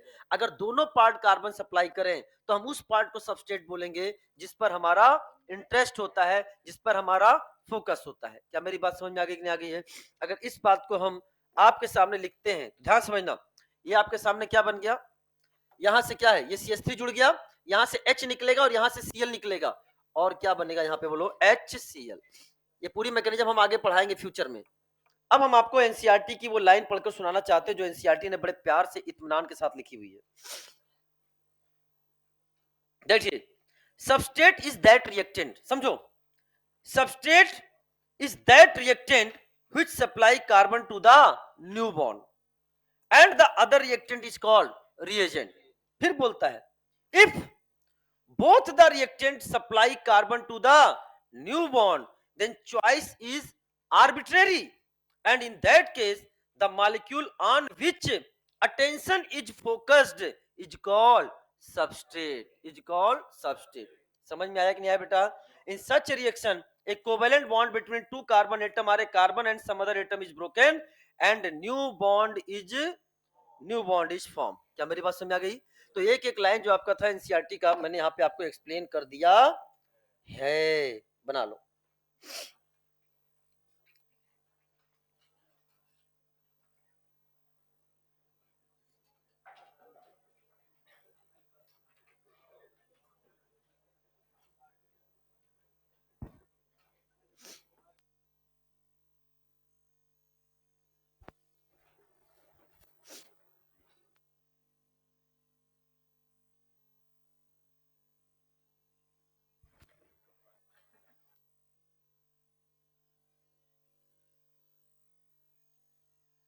अब आप लोग ईएलपी पूरी सॉल्व कर सकते हैं ऑप्टिकल का इंक्लूड करके और मॉड्यूल सॉल्व कर सकते हैं। मॉड्यूल में एक आध क्वेश्चन दो चार क्वेश्चन ऐसे मिलेंगे जो बस पढ़े हैं, उनको बनाना भी नहीं है, हम बता देंगे। आप मेरे पर डाउट पूछने आओगे या कुछ कहोगे तो हम पहले ही मना कर देंगे, ठीक है ना।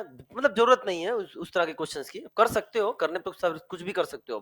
मैंने आपको ओपन कर दिया, अब आप कहीं से भी क्वेश्चन करो, XYZ W किसी भी इंस्टीट्यूट में करो, ठीक है ना। इस लेवल का आप पढ़ लिया है?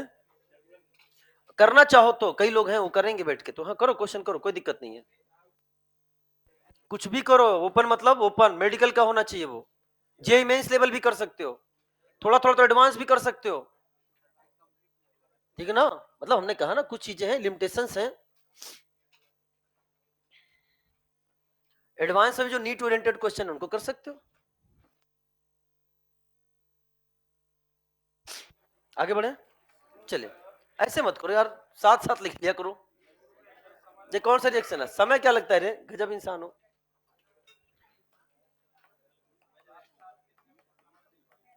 चुप रहो, साथ साथ लिखते में समझ नहीं पाते लेकिन लिखते समय इधर उधर जरूर देख लेते हैं, तब समझ में आ जाता है। क्यों विशाल बेटा गलत कह रहे हैं क्या, पूछ रहे हैं यार। भाई इसमें किसी बच्चे ऐसे से पूछो जो मेरी बात को समझता हो गंभीरता के साथ, तुम्हारा नाम आ जाता है हमेशा।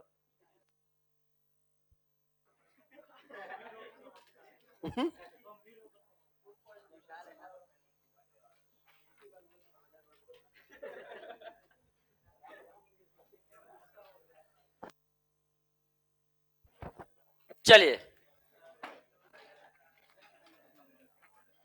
अब है concept to understand reaction mechanism. Concept to understand reaction mechanism. तो मैं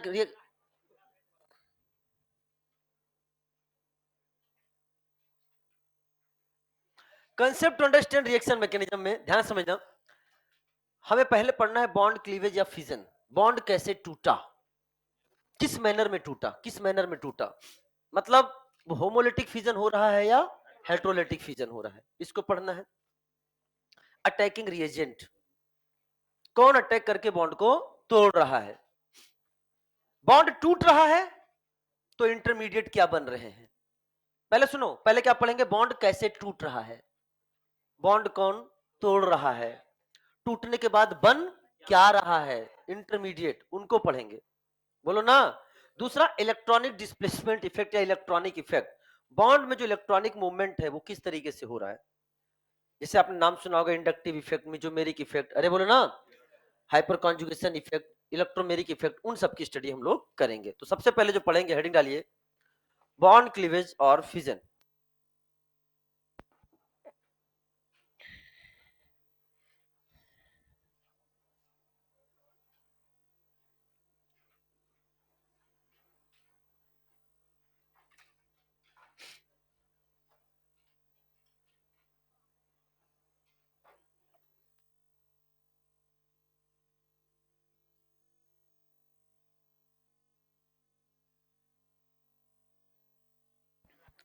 यूट्यूब पे क्लास ले रहा था, अगर आज की क्लास तुम लोग देखोगे तुम लोग यूट्यूब पे ही दिख जाएगा कि अंदर से तो बॉडी कह रही थी कि यार कैसे, लेकिन सेशन करना था, सेशन तो उसी एनर्जी के साथ हुआ है, जो एनर्जी होती है वो नहीं जाने दी मैंने। मुझे पता था, मैं अभी फैकल्टी रूम में बैठा था तो बड़ी स्थिति मतलब बड़ी गंभीर थी, लेकिन मैंने कहा बस एक बार क्लासरूम के अंदर एंट्री कर जाऊं, बाकी बच्चे संभाल लेंगे हमें, ठीक है ना। इतना विश्वास करते हैं हम आप पे, बहुत विश्वास करते हैं आप पे, समझ में आया।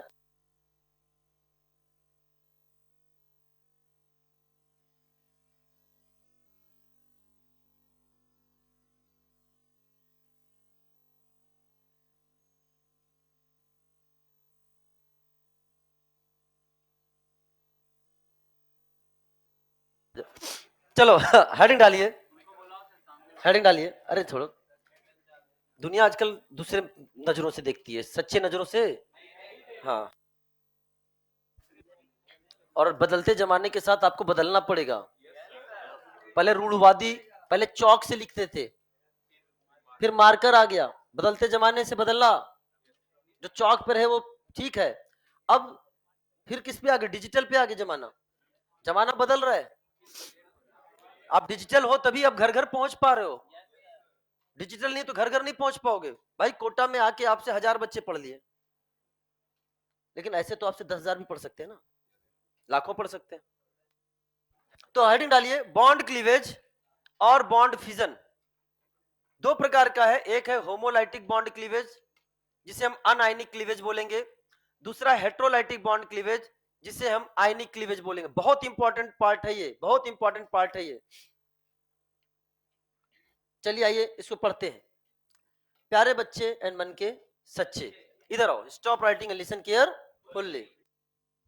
स्टॉप राइटिंग को हिंदी में बोलते हैं लिखना मना है, हो सकता है कुछ इंग्लिश ना जानते हो इसलिए लिखते रहते हैं, तो हम हिंदी में बता दे रहे हैं, लिखना मना है, क्योंकि अगर लिखते पाएंगे तो हो सकता है वो तो पेज जाएगा ही, 10 पेज पीछे के और जाएंगे, फिर घर पे लिखते रहना सब।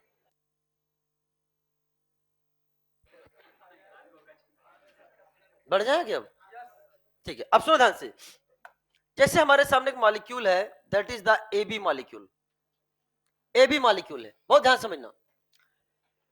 बॉन्ड जो बनता है वो शेयरिंग ऑफ इलेक्ट्रॉन से बनता है, तो इसमें ए का और बी का इलेक्ट्रॉन क्या है, शेयर्ड है, शेयरिंग ऑफ इलेक्ट्रॉन से बना है। प्यारे बच्चों समझना, अब बी कह रहा है मुझे मेरा इलेक्ट्रॉन वापस करो, ए कह रहा है मुझे मेरा इलेक्ट्रॉन वापस करो, तो अब जो स्पीसीज आपके सामने बनेगी, प्यारे बच्चों समझो, ए प्लस बी, सुनो ध्यान से, पहले ए ने अपना इलेक्ट्रॉन लिया है कि पड़ोसी का भी छीन लिया है? तो ये ए का अपना इलेक्ट्रॉन है। बी ने अपना इलेक्ट्रॉन लिया है कि पड़ोसी का छीन लिया है?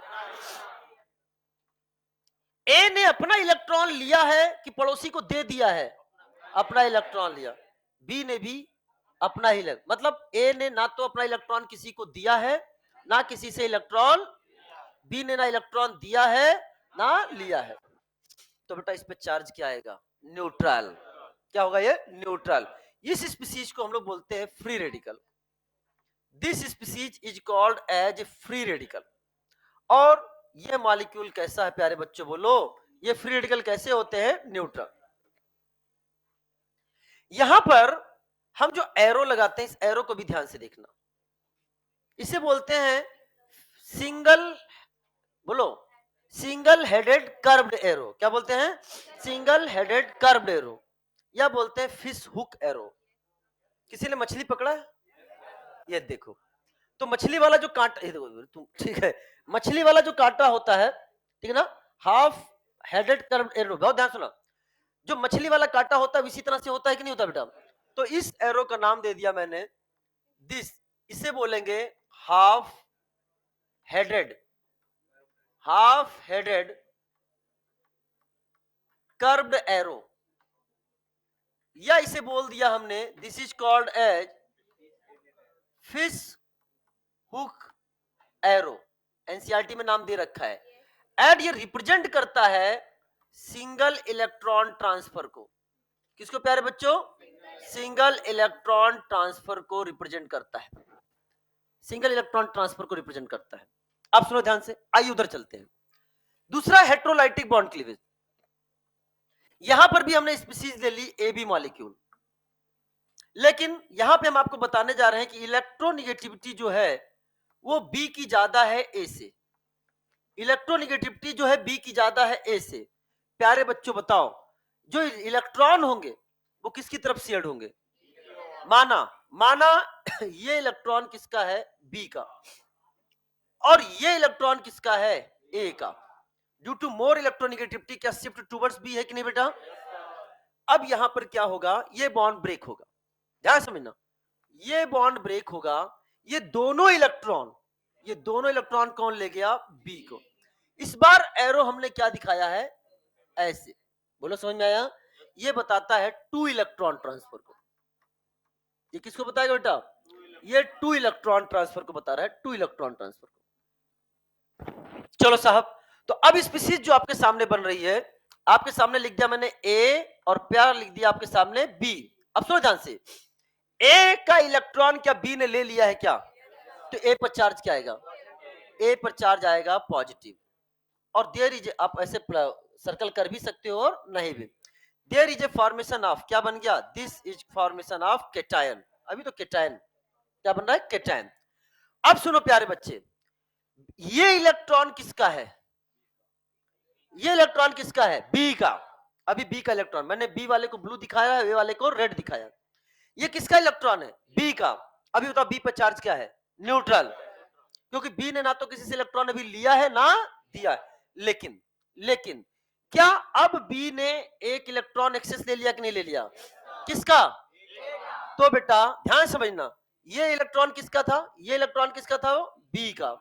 और अब इसने किसका इलेक्ट्रॉन ले लिया? ए का। इस पर एक्सेस चार्ज है तो इस पर चार्ज कौन सा आ जाएगा? नेगेटिव।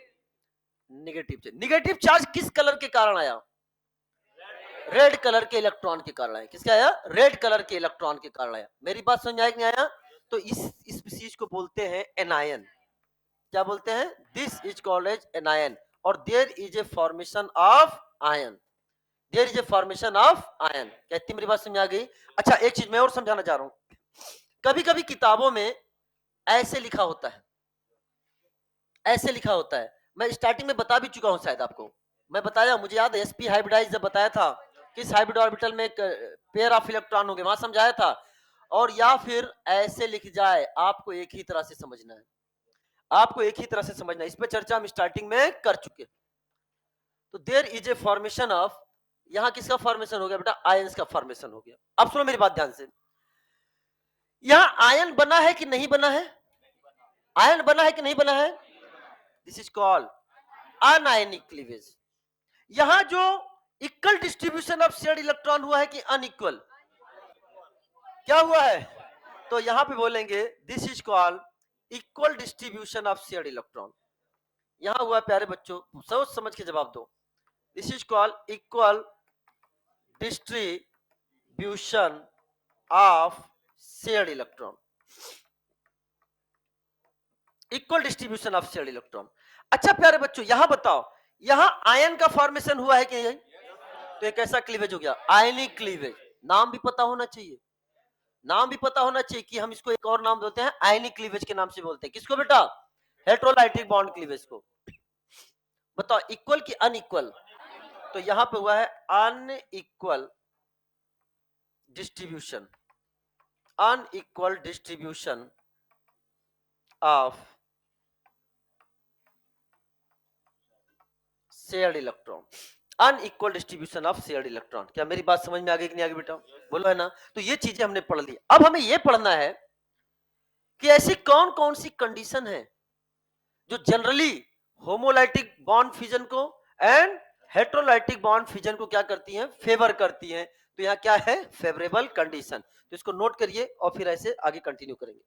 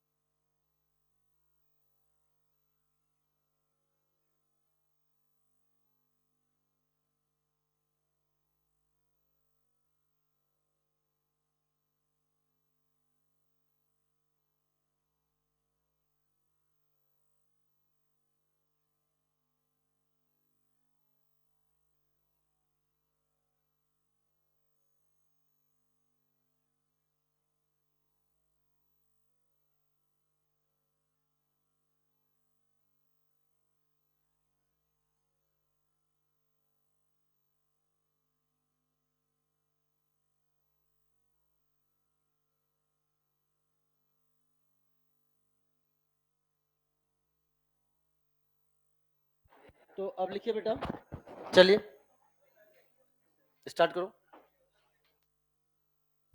अब आप इसी के नीचे कंटिन्यू करना। फेवरेबल कंडीशन, इधर कौन सा वाला है? होमो, इधर क्या है? हेटेरोलाइटिक। अब पॉइंट वाइज लिखेंगे, एक इधर एक उधर, एक इधर एक इधर। लिखो नंबर 1 फेवरेबल कंडीशन में पहले होमो में लिखिए डेल्टा ई एन लेस, इधर लिखिए delta E N less, delta E N less. दूसरी तरफ लिखो डेल्टा ई एन मोर। अपन ऐसे स्टार्ट किया, मैं एक लिख देता हूं, जैसे यहां लिख गया डेल्टा ई एन, क्या लिख दिया? लेस। इधर क्या लिखोगे बेटा? डेल्टा ई एन मोर। मतलब कहने का मतलब क्या है? इधर इलेक्ट्रोनेगेटिव का डिफरेंस क्या है? लेस, उधर क्या है? मोर। ये जनरली है, नॉट ऑलवेज, जनरली। मैं भी एग्जांपल से भी समझाऊंगा। अब आपको स्टार्ट करना है, दूसरा पॉइंट इधर एंड दूसरा पॉइंट इधर, ऐसे कंटिन्यू करते हुए जाना है। देखो नेक्स्ट पॉइंट होमो में लिखो high temperature, high temperature comma sunlight comma UV light, sunlight UV light comma और एच न्यू, और एच न्यू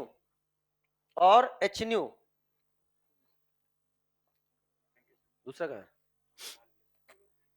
और एच न्यू दूसरी तरफ लिखो लो टेम्परेचर, दूसरी तरफ लिखो लो टेम्परेचर। अगर कहीं high temperature sunlight H new UV light लिखा है तो होमोलाइटिक, लो टेम्परेचर है तो हेट्रोलाइटिक। लिखो होमो में लिखो प्रेजेंस ऑफ पेरोक्साइड,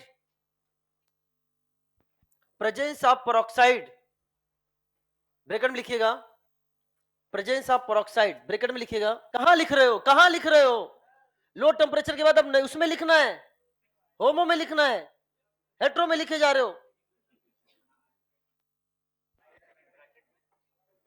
इधर लो टेम्परेचर खत्म हो गया, अब इधर लिखो होमो में प्रेजेंस ऑफ पेरोक्साइड, ब्रैकेट में लिखिए फ्री रेडिकल प्रोवाइडर,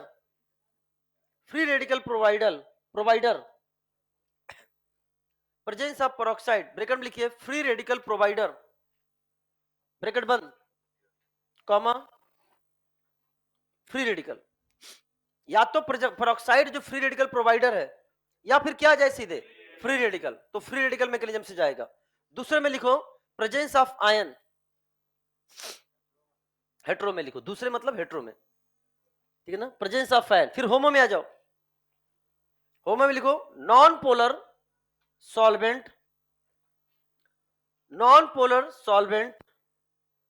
और gaseous phase, non polar solvent और गैसियस फेज और वेपर फेज ऑफ रिएक्टेंट,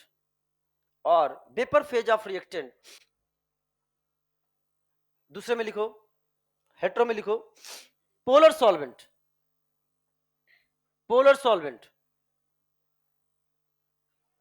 ठीक है। अब सुनो मेरी बात ध्यान से,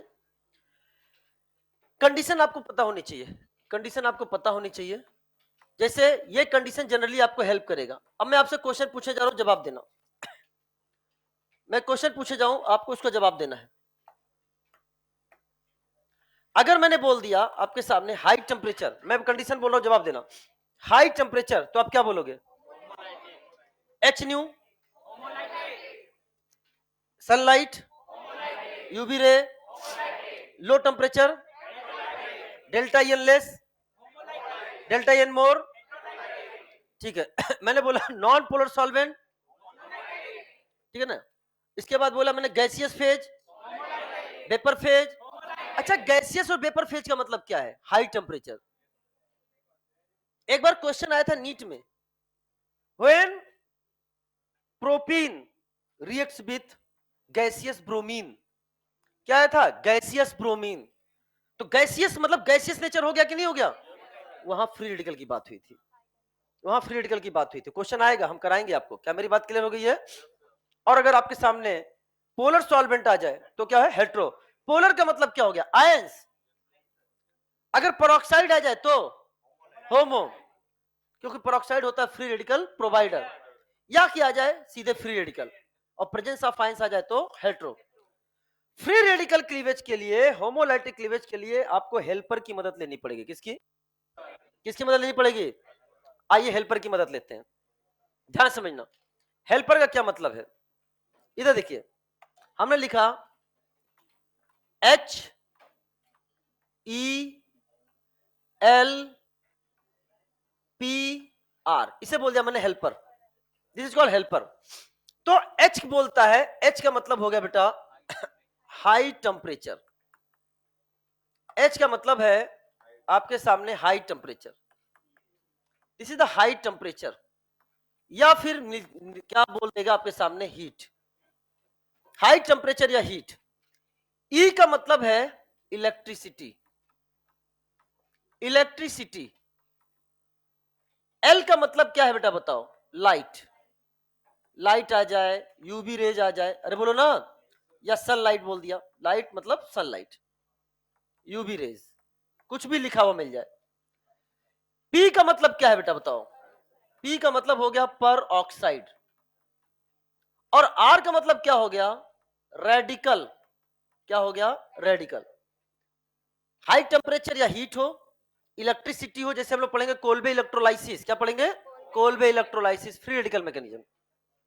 ध्यान से ना, तो हाई टेम्परेचर हीट हो, इलेक्ट्रिसिटी हो, या फिर लाइट हो, मतलब सनलाइट हो गया, बोलो ना, या फिर क्या बोला परऑक्साइड, या फिर क्या गया रेडिकल।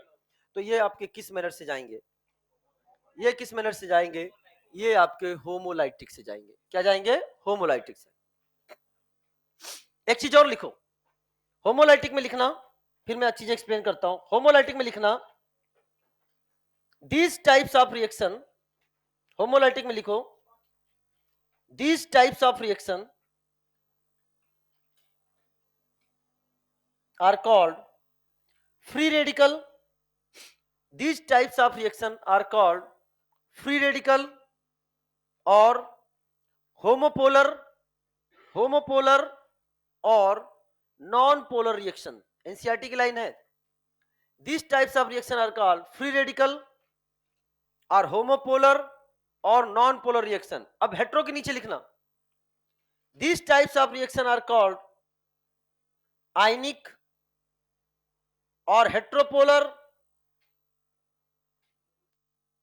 आयनिक और हेट्रोपोलर और पोलर रिएक्शन, और पोलर रिएक्शन, आयनिक और हेट्रोपोलर और पोलर रिएक्शन, और पोलर रिएक्शन। अब समझना मेरी बात ध्यान से, ये केवल चीज इस पर डिपेंड नहीं करती है, ये चीज इस पर भी डिपेंड करती है। ऐसा नहीं बोला कि मैंने बोल दिया डेल्टा ईएन लेस है तो ऑलवेज क्या होगा, होमोलाइटिक। ऐसा कोई जरूरत भी नहीं है, मेरी बात ध्यान समझना, ऐसा एकदम जरूरत नहीं है, क्योंकि ये डिपेंड करता है किस पे, रिएक्शन कंडीशन पे। जैसे हम आपको एक एग्जांपल समझाने जा रहे हैं, उस एग्जांपल को ध्यान से समझिएगा। मैंने आपके सामने एक मॉलिक्यूल ले लिया, दैट इज एबी मॉलिक्यूल। इधर देखो बेटा, मैंने आपके सामने ले लिया एक एबी मॉलिक्यूल, ये एबी मॉलिक्यूल है, और डेल्टा ईएन, डेल्टा ईएन वो ध्यान समझना, इसका क्या है बेटा, बोलो नॉन जीरो। डेल्टा ईएन क्या है, नॉन जीरो। तो ये डिपेंड करेगा कि किस तरह का इन्वायरमेंट है, इन्वायरमेंटल फैक्टर पे भी डिपेंड करेगा कि आप इसको होमोलाइटिक इन्वायरमेंट में रिएक्शन करवा रहे हैं या हेट्रोलाइटिक इन्वायरमेंट में रिएक्शन करा रहे हैं, हेट्रोलाइटिक इन्वायरमेंट में रिएक्शन करा रहे हैं।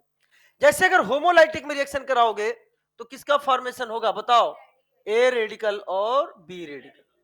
और यहां पे क्या होगा बताओ, माना माना इलेक्ट्रोनिगेटिविटी जो है वो बी की ज्यादा है किससे, ए से, तो बताओ यहां क्या बनेगा, ए प्लस और बी माइनस, ए प्लस और बी माइनस। अब सुनो कैसे, एग्जाम्पल के तौर पे, एग्जाम्पल के तौर पे जब आप रिएक्शन पढ़ोगे किसकी बेटा, एल्कीन की रिएक्शन, एल्कीन की रिएक्शन जब हम आपसे पढ़ाएंगे किसके साथ, HBr पर ऑक्साइड के साथ। क्या बेटा, HBr पर ऑक्साइड के साथ। तो पर ऑक्साइड कैसा एनवायरनमेंट क्रिएट कर रहा है, फ्री रेडिकल। तो यहां पे कौन सा क्लीवेज होगा, होमोलाइटिक। कौन सा होगा, होमोलाइटिक। लेकिन अगर आप इसी रिएक्शन को, एल्कीन की रिएक्शन आप कराने जा रहे हो किसके साथ बेटा बताओ, HBr, या फिर यहां ले लिया HBr के साथ सॉल्वेंट क्या, CCl4। बोलो ध्यान समझ आए, ये कौन सा क्लीवेज कराएगा आपके सामने, हेट्रोलाइटिक। क्या कराएगा बेटा, हेट्रोलाइटिक। डिपेंड करेगा इन्वायरमेंटल कंडीशन पे भी। क्या मेरी बात क्लियर हो गई है, बोलो है ना। अब सुनो मेरी बात ध्यान से, दूसरा मॉलिक्यूल हमने आपके सामने ले लिया Cl एंड Cl। बताओ डेल्टा ईएन क्या है, डेल्टा ईएन जीरो है। अब तुम कहोगे यहां क्या चलना चाहिए, होमोलाइटिक। लेकिन वो डिपेंड करेगा किस पे बेटा, इन्वायरमेंटल कंडीशन पे। अगर आपका इन्वायरमेंटल कंडीशन कैसा है, होमोलाइटिक, तो वो होमोलाइटिक के साथ चलेगा। और अगर वैसा कैसा है बेटा, हेट्रोलाइटिक, तो वो हेट्रोलाइटिक के साथ चलेगा। जैसे फॉर एग्जांपल, एग्जांपल के तौर पे यहां ध्यान सुनो, अगर होमोलाइटिक है तो कैसे तोड़ोगे, Cl radical plus Cl radical. यहां कैसे तोड़ोगे, Cl प्लस और Cl माइनस। एग्जांपल के तौर पे जब हम एल्केन की रिएक्शन, एल्केन की रिएक्शन कराएंगे Cl2, और यहां क्या ले लिया मैंने, H न्यू। Cl2 के साथ क्या ले लिया बेटा, H न्यू। तो कौन सा मैकेनिज्म चलेगा आपका, बोलो, आपके साथ चलेगा होमोलाइटिक।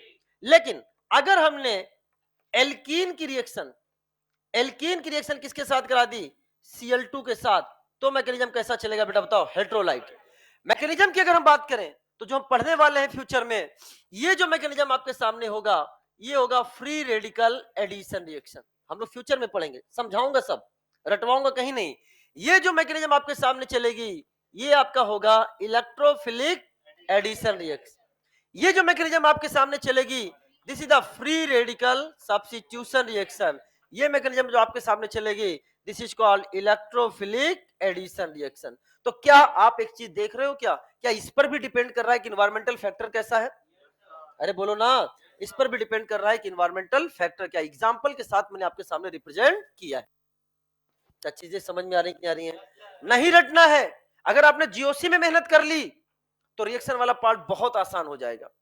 अगली क्लास में आपको यह समझ में आएगा, जब मैं आपको बताऊंगा फीलिंग आ जाएगी आपको अगली क्लास में कि हम कैसे रिएक्शन मैकेनिज्म पढ़ने वाले हैं, कि कैसे कौन किस पर अटैक करेगा। नाम कैसे पड़ा इलेक्ट्रोफिलिक एडिशन रिएक्शन, नाम कैसे पड़ा न्यूक्लियोफिलिक एडिशन रिएक्शन। अगर न्यूक्लियोफिलिक एडिशन रिएक्शन है तो पहला अटैक इलेक्ट्रोफाइल करेगा कि न्यूक्लियोफाइल करेगा। अगर न्यूक्लियोफाइल अटैक कर रहा है तो उसे कैसे पता चला सामने वाला इलेक्ट्रोफाइल है, ये हम कैसे पहचाने। इन सब पर हम लोग चर्चा करेंगे। इस लेवल पे जब तुम बात करोगे तो आगे रिएक्शन आपके लिए खेल बन जाएगा। हम कोई भी रिएक्शन आपको उठाकर देंगे, आप तुरंत बता दोगे उसमें कौन सी मैकेनिज्म लगने वाली है, उसमें क्या इंटरमीडिएट बनने वाला है, उसमें क्या प्रोडक्ट बनने वाला है। समझ में आया? लेकिन उसकी हमें मेहनत अभी से करनी पड़ेगी। क्या मेरी बात समझ में आया? अगला टॉपिक जो स्टार्ट होगा, आप सभी को मॉड्यूल लेके आना है। बिकॉज हमें एक बात बता दूं, इस टॉपिक को खत्म करने का जो समय है ना वो है 25 मिनट। कितना है? 25 मिनट। तब 25 से 30 मिनट जब मैं लिख कर बताऊं। लेकिन देखो इसमें का मैक्सिमम पार्ट हमने ऑलरेडी इसमें लिखा हुआ है, फिर भी इसको एक्सप्लेन करने में 50 मिनट से ज्यादा लगेगा। क्या बोला? मैंने कहा ना मेरे लेक्चर में ये चीजें हैं, मैं लिख कर लाता हूं, इसका मतलब ये नहीं कि लेक्चर रिड्यूस हो गया। लिखकर चीजें आई हैं इसका मतलब एक्सप्लेनेशन बढ़ा है। और जहां बच्चे गलती करते हैं उसको हम ईमानदारी के साथ अच्छे से पढ़ेंगे। तो आपको लिखकर तो अभी लेकर नहीं आना है क्योंकि इसमें चीजें हम लोग इंक्लूड भी करेंगे। और लेकिन मॉड्यूल में आपके ऑलरेडी बना हुआ है, मॉड्यूल लेकर आना है। जीओसी का मॉड्यूल लेके आना है, केवल मॉड्यूल लेके आना, ठीक है ना? तो आज हम लोग यहीं तक पढ़ते हैं। Wish you all the best. मस्त रहिए, जबरदस्त रहिए, पढ़ाई में हमेशा व्यस्त रहिए। एंड ऑप्टिकल तक का ईएलपी मॉड्यूल, कंसर्ट बिल्डर सब सॉल्व कर जाइए। कॉपी को रिवीजन करिए, कॉपी का अलग क्वेश्चन बनाइए, बनाना जरूरी है। एंड अब आईयूपीएससी और आइसोमर के शॉर्ट नोट्स कंप्लीट हो जाने चाहिए कुछ दिन में, ये चीज याद रखना। कमिंग संडे तक शॉर्ट नोट्स कंप्लीट करो ताकि अगले से फिर हम जीओसी में पूरी तरह से भिड़ जाएंगे। चलिए बेटा, ऑल द बेस्ट। एंड आप लोग देखना सेशन मैंने टेलीग्राम पे शेयर कर दिया। All the best. वो मॉड्यूल में एक मॉलिक्यूलर वेट वाला क्वेश्चन था, आप उन्हीं टाइप के। हाँ वो नहीं, वो कर सकते हो, मैं बता दूंगा बाद में, ठीक है?